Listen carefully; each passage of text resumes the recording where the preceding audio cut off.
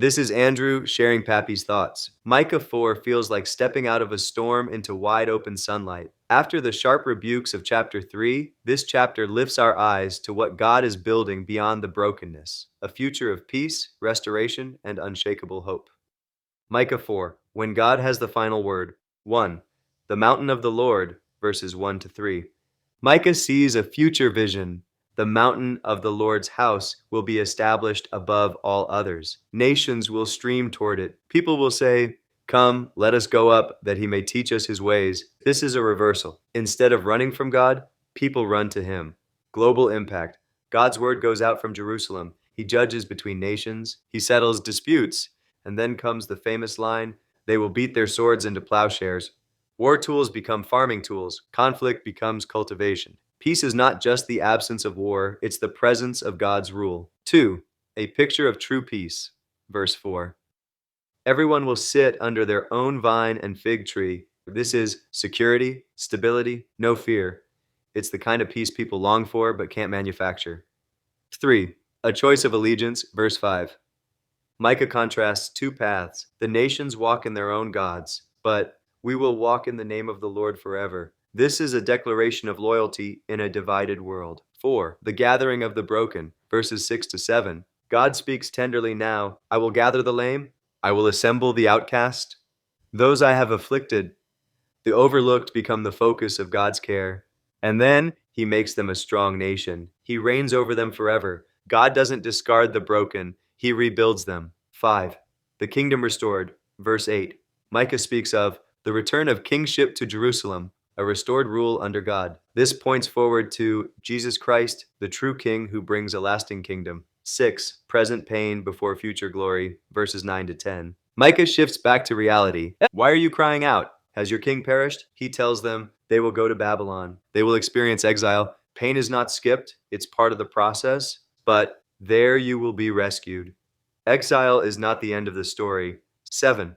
God's hidden plan. Verses 11 to 13.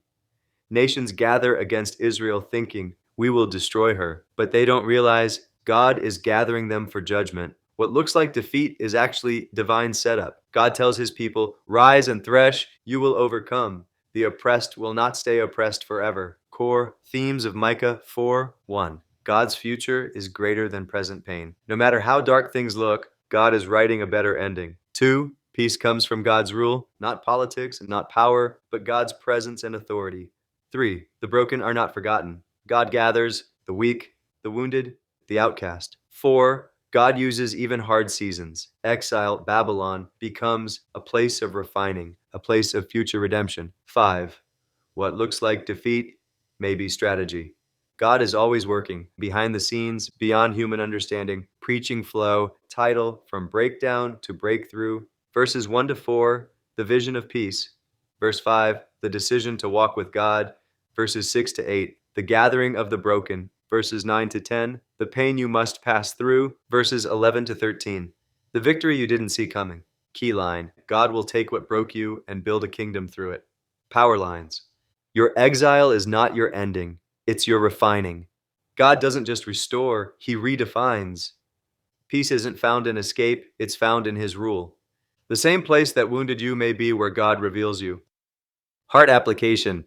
Micah 4 invites us to ask, am I walking in God's ways or just my own? Do I trust God in the Babylon seasons? Can I believe that God is still working when I don't see it? Faithful and sovereign God, we thank you that you are not only the God who sees what is broken, you are the God who restores what is shattered. Lord, through your servant Micah, you have lifted our eyes beyond the present moment and shown us a future filled with peace, purpose, and your presence. And we hold on to that hope. When the world feels uncertain, you are steady. When life feels heavy, you are our strength. When the path is unclear, you are already there.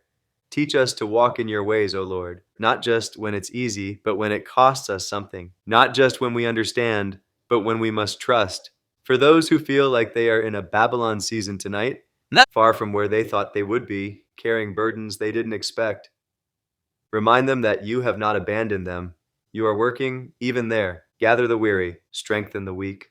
Restore the broken places in our lives, and thank you for the promise that one day, through Jesus Christ, peace will reign, not temporary, not fragile, but full and everlasting. Until that day, make us people of hope. Let our lives reflect your kingdom, where fear is replaced with faith, where conflict gives way to compassion, and where your love leads the way. Send us out with confidence, knowing that the story is not over and that you are still writing something beautiful. We trust you, Lord. We follow you, and we rest in your promises. In Jesus' name, amen. Have a great day.